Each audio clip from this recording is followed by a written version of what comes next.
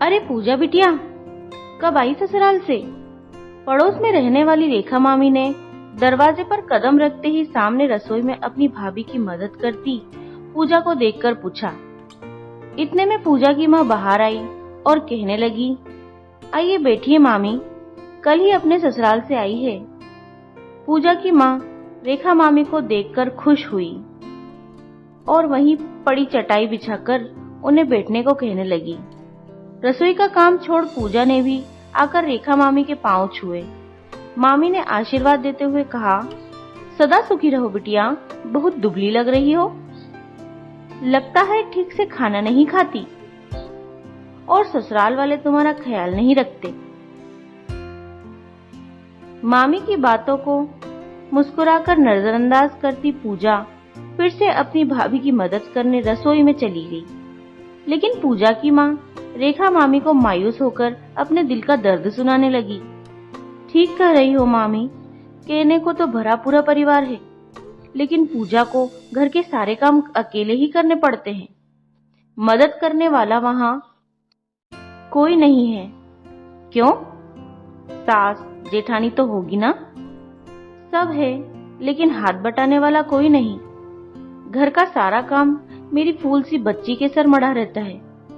इतना बताते हुए पूजा की माँ का गला भराया और उनकी आंखों से आंसू निकल पड़े। सारी बात सुनने के बाद रेखा मामी को पूजा की माँ से बहुत ज्यादा सहानुभूति हुई।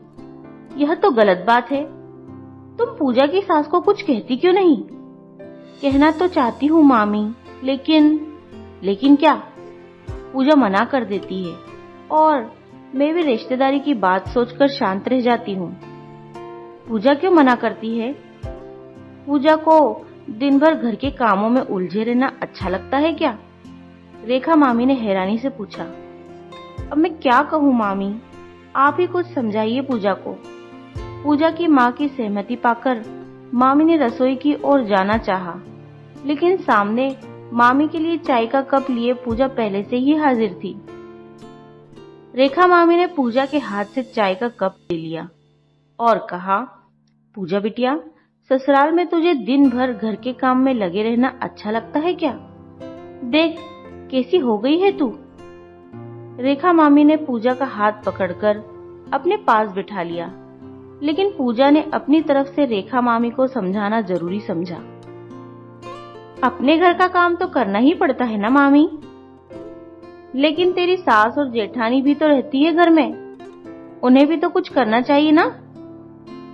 और अगर वह खुद कुछ मदद नहीं कर सकती तो अपनी सास से एक नौकरानी रखने को कह दे तो कुछ मदद हो जाएगी। ऐसा थोड़ी होता है मामी। पूजा हंस पड़ी। क्यों नहीं होता? घर के लोग करना चाहें तो जरूर होता है। मामी अपनी बात पर अड़ गई, लेकिन पूजा ने उनसे पूछ लिया, क्या ऐसा कभी आपके घर में हुआ है मामी? आप अपनी बहू के साथ अपने घर के कामों में हाथ बटाती हैं? पूजा का सवाल सुन मोहल्ले भर के बहुओं की शिकायत कर उनमें कमी निकालने वाली रेखा मामी तनिक सकपका गई, लेकिन अगले ही पल उन्होंने पूजा के उस सवाल को टालना चाहा। अरे, मेरी बहू को तो आदत है घर के सारे काम करने की। मामी की चालाकी देख पूजा अपनी माँ की ओर देखकर मुस्कुराई। वैसे मेरे इस घर में मेरी भाभी को भी आदत है घर के सारे काम करने की, क्योंकि मेरी माँ भी कभी रसोई में जाकर अपनी बहू की मदद नहीं करती। सही है ना माँ? इस बार पूजा ने सवालिया अंदाज से अपनी माँ की ओर देखा और बेटी की बात सुनकर पूजा की माँ मुस्कुराई। हाँ, मेरी बहू भी बहुत कर्मठ है, कभी रसोई या घर के किसी काम में मेरी मदद नहीं मांगती। और सच कहूँ तो बहू के आने के बाद मैं तो पानी का गिलास उठाकर भी इधर का उधर नहीं रखती। देखा मामी, अब आप ही बताइए, जब मेरी खुद की माँ अपनी बहू को अपने घर के कामों में कोई मदद नहीं करती, तो फिर मैं उस घर की बहू होकर भला अपनी सास से घरेलू कामों में कोई मदद कैसे मांग सकती हूँ? पूजा की बात सुनकर रेखा मामी के साथ साथ पूजा की माँ भी चुप हो गई, लेकिन पूजा ने मुस्कुराते हुए बोलना जारी रखा। वो क्या है ना मामी, जिस दिन से घर के लोग अपनी बहू की सुख सुविधाओं के बारे में सोचकर उनकी मदद करने लगेंगे, उसी दिन से उनकी बेटियों को भी ससुराल में उनके मददगार मिलने लगेंगे।